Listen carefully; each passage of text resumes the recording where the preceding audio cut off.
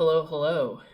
Okay, so this is a follow-up video to the last one. I figured I should do one now since it's been quite a while since my last video where I described what I was planning on doing for 2025. Some updates for this video. I'm switched to my phone because I think this camera is probably better, and also I think the microphone is probably better. The microphone on my headphones wasn't nearly as good as I thought it would be. Yeah, so the date is today, February 24th, I believe. Yes, Monday, February 24th. So it's been a while since the last video. You'd expect that I've read probably one or a couple of the books on the TBR list that I made, the to be read list. And this is just an update to that. Also, sorry for the out of breath component. I recently had the flu. I still kind of have it. Especially last week, I struggled with that. And it's still not fully gone. So you may see cuts, stuff like that. Okay, so I have some updates. The first book of 2025 that I read was not actually Hyperion, and furthermore, it was not on my TBR of 2025. Sorry, also, I'm keep looking at the screen instead of the camera. I probably will continue to do that, but I'll try to talk to the camera. Yeah, so the first book of 2025 was not on my TBR, it was not Hyperion. It was actually a book called Count Zero, and I read it on a Kobo. So I got this for my birthday, which was on February 9th, and yeah, from my mom, and I read Count Zero on it. I bought a bunch of books for it. You'll see I bought a couple. I have on here a couple from Gene Wolfe. So his typical, I think I mentioned in the last one, the Book of the New Sun. I also have The Fall of Hyperion, so the follow-up to Hyperion. And then I also have The Knife of Never Letting Go, which I bought years and years and years and years ago. And it was one of those books I've read when I was in my teen years. So I wanted to do this now because this is a new product for me. I always have been a reader who has always been on the paper side of things. Me and my grandmother were both always on the paper side. We never thought we would go to e-readers, but now that I was getting back into books, I have all these books down with me in my apartment. It's such a hassle to have around. It takes up so much space in storage. They're so much more expensive, especially for the older books, than the print copies. Print copies are harder to get. You have to go to the physical stores, which can be somewhat far away. Of course, I do want to support the local bookstores, so I still go do those things. But I also was traveling for a while and plan on traveling again. And also, a lot of my time where I read is at work, and I don't want to be bringing my book with me to lunch break and stuff in my backpack, where they could get damaged or a lot of stuff like that could happen. Like if it's raining, my backpack isn't super waterproof, things like that could happen. So I wanted to have something which is smaller, more compact, travel friendly, also good for the environment. And I also did not want to buy a Kindle because that is for Amazon. That is Amazon's company. And of course, I'm not a fan of Amazon in general, just because number one, they're inherently not great to their employees. Second, their CEO is somewhat has a political stance which I personally do not adhere to or align with. Adhere to is the wrong word. I personally do not align with. And third, and most recently, one of the most important points for me is that Kindle is American, and I am actually Canadian, despite the fact that I'm living in the U.S. currently. I would like to support Canadian business as much as I possibly can. And Kobo is actually a Canadian company. So it partnered with, owned by Rakuten as well, which is Japanese. So neither of which are American. So yeah, overall, Kobo has also a more pro-consumer stance. You can do more with your ebooks than you can on Kindle. It's very difficult to get your ebooks from Kindle. I wish I'd known that. I do have a couple ebooks on Kindle. So yeah, overall, I got the Kobo for my birthday. It's the Kobo Clara BW, and it was down to between this and Kobo Clara Color. Sorry, I'm still on the flu. But I have to say, this has been extremely nice to read on, better than I had ever expected. And I was a paper diehard. I was like, I'm never going to paper, especially if you talked to me in high school. I was like, no, never. Me and my grandma both never thought we'd ever go. And now, yeah, this has fully converted me. I want to buy all my books on here. Like, really, it's a fantastic device. The screen is absolutely like super, super clear. I don't think you'll be able to see it very well on screen, but it is very, very clear. You can see everything perfectly. It looks very much like paper as well. One of the things people always say is that you're going to get less tired eyes reading this over your phone or something. I can totally see that that is true. Not that I ever did read on my phone, really, for a little bit that reason. But this, it feels like I'm reading a book, but to my eyes anyway. And also it doesn't. I don't feel like I'm in any way hampered from reading the book like I would on my phone. This, like, it being a separate device, very, very limited in functionality, overall makes me feel quite nice about it. It was a joy to read on. I really love that I can customize things like the font size, the line spacing, pack in as much as you want or as little as you want. The warm light's really nice at night. The backlight is really nice at night. I really underestimated how much I was going to use that. That is because I do all my reading at night, and I have a book light up above my bed, and that backlight I guess the front light on these things is fantastic. Really, really great. Battery life is exceptional. I didn't charge it at all since I've got it, so says everything, I think.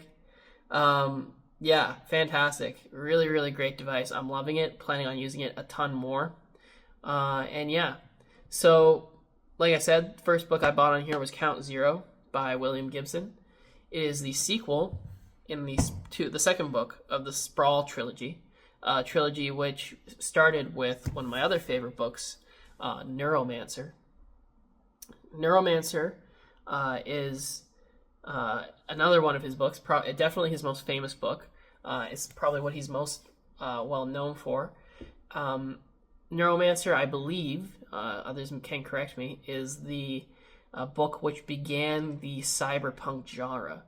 In other words, like he is the father of this kind of subgenre of science fiction. He writes with a sense of atmosphere that I really think is that I have read. It's it's very, very gripping, very convincing. It almost feels a bit like magical realism, the way he describes things. You can feel the grittiness of life, the grittiness of the science. He really brings that whole atmosphere to life. Environment to life. The stories that he tells in his books, the two that I've read, are also exceptional. They're real page turners, at least for me. And that I wanted to know where things were going. I wanted to know what was happening in this, world of intrigue and mystery and corporate espionage and, the integration of all these things, of all these elements of the setting into one another. This kind of grungy science fiction component with, these corporate overlords and these, geopolitical, huge geopolitical issues, philosophical questions surrounding the essence of humanity and what we are, things which are, already integrated into our lives, like the internet and how we can interact with that. And that many these books do take a large, they are heavily based around this concept of the Matrix, which is very similar to, of course, of the internet and things like that, except how they interface with it is different, of course. So Count Zero, as a separate book from Neuromancer, it follows directly from Neuromancer. I won't describe. It's a direct sequel to it.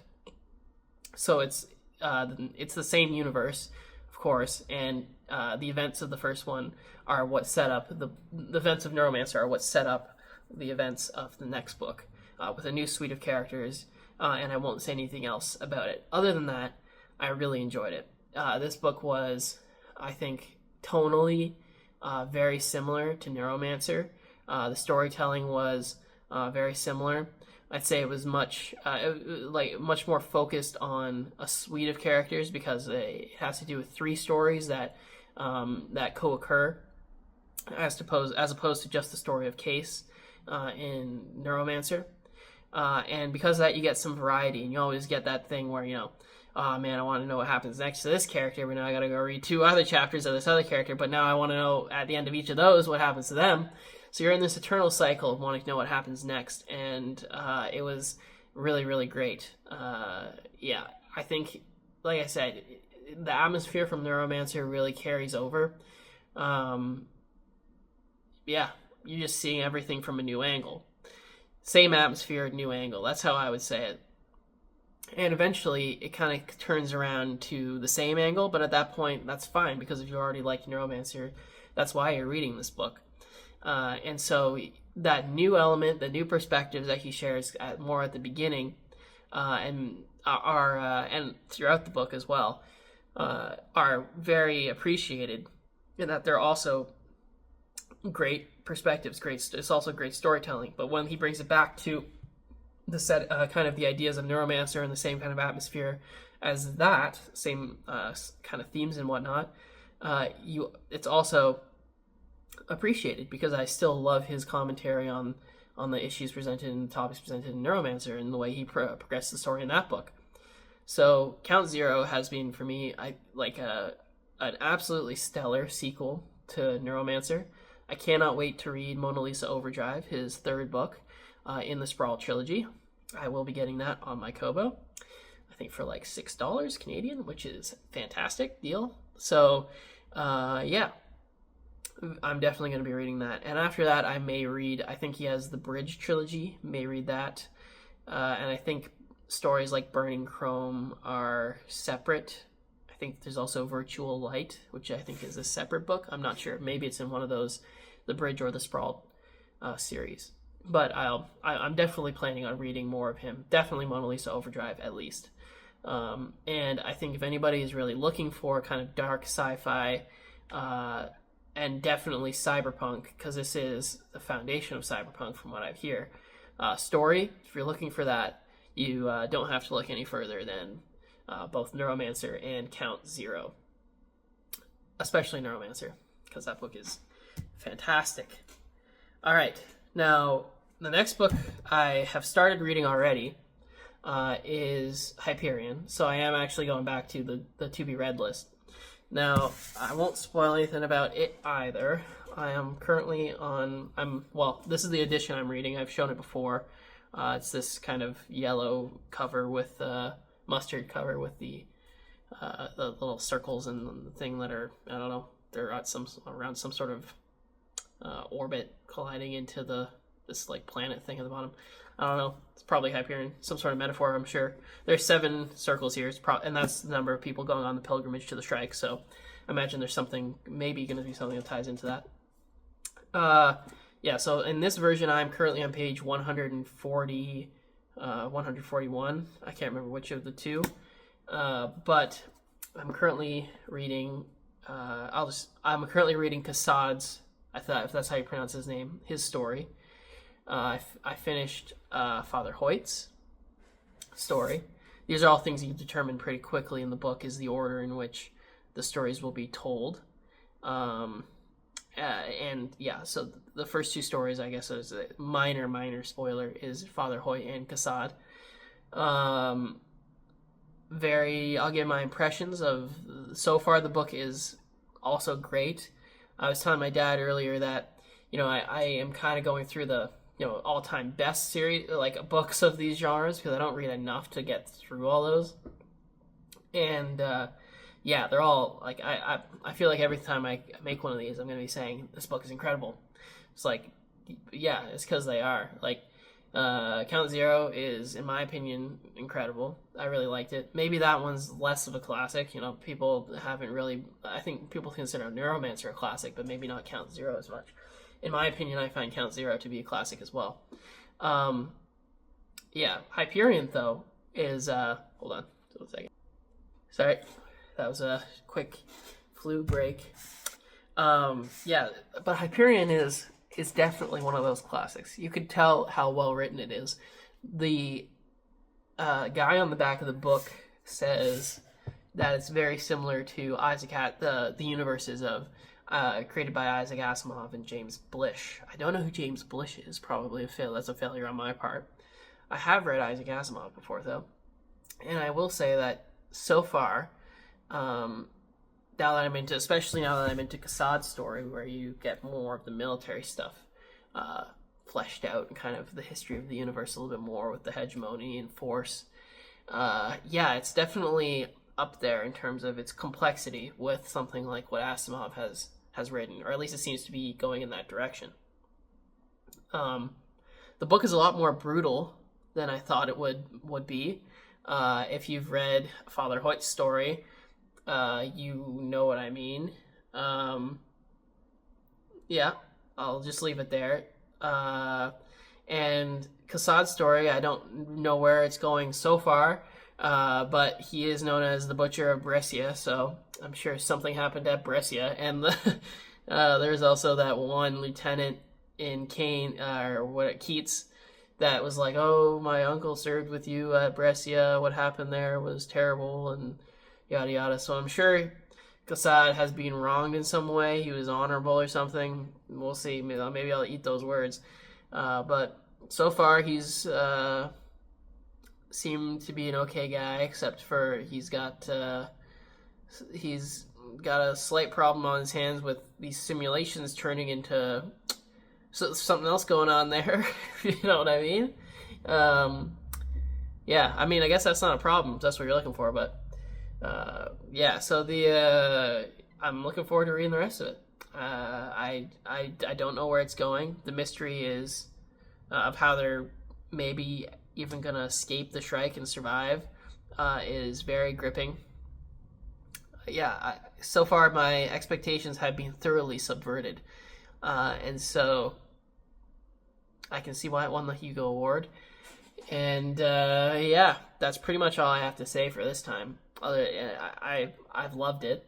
It's been an incredible read so far. 140 pages in. I think I've total is 480 pages.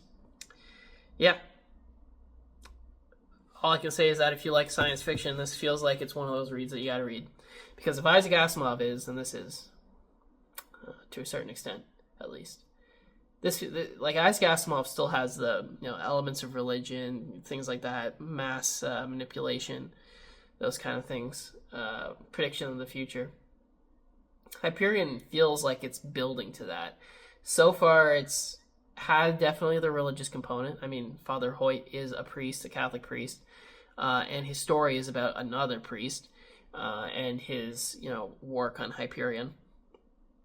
And the second story is about a military leader, Kassad, in force. So that kind of shapes out the kind of empire aspect. I mean, if you read Foundation and Empire, the first component of that is the empire part, and then you reach the mule, so that kind of leads into the empire component. It seems to be very much what the person said, where this is a very well fleshed out, the world is super well built story, and I can't not recommend it to a science fiction lover. So yeah, after Hyperion, I'm going to read The Fall of Hyperion probably. So that means that I'm going to be pushing back Children of Dune and the other one, Death's End. It's on my nightstand as well, which of course I don't want to do, but I'm already kind of into Hyperion. I should probably read the next one just now, I don't know anything about what Mona Lisa Overdrive is about. I don't know if it will follow the same characters as were in Count Zero. So Angie and Count, Bobby, Turner, any of those people will be back in Mona Lisa Overdrive. Maybe Jammer will be back, or Lucas, or maybe not Lucas, and Beauvoir. Yeah, like, so but I have a feeling it probably won't. That's my guess, just because of the way this book went. And if that is the case, then I don't really need to worry about reading it right away. But it is definitely on the to-be-read list as well. I am slightly thinking of modifying my list to be Fall of Hyperion. If I would like the Fall of Hyperion, I may need to read the Endymion books. Yeah, like, it's going to be the Fall of Hyperion, then probably Death's End, because that's just finishing that off. Then maybe back to Hyperion again. I feel like at this point it's been so long since I've read Dune that I can't forget more. So maybe that's the wrong kind of idea to have, but that's kind of what I'm thinking. Yeah, so that's pretty much all I had to say. I figured I'd give you an update. At this point, I've essentially read 1 1/4 books. All of Count Zero, which was, I think Kobo said it was like 500 pages. Probably was shorter than that in print, but however many words they could fit onto a Kobo page, Kobo screen. And then Hyperion, which is 480-ish, is up next, and I'm 140 pages into that. Yep. So that's it. February 24th, as I said. I forgot when my last video was, but I feel like it's been around maybe a little less than a month. And this is probably the pace that I was looking to go at. Hopefully I will finish more than 10 books this year, though, because obviously I've already started to expand the TBR list, because I am still hoping to get through the whole TBR, but adding more things in between. So we'll see if I actually make it the full way. But yeah, this is where I am so far, and that's my update.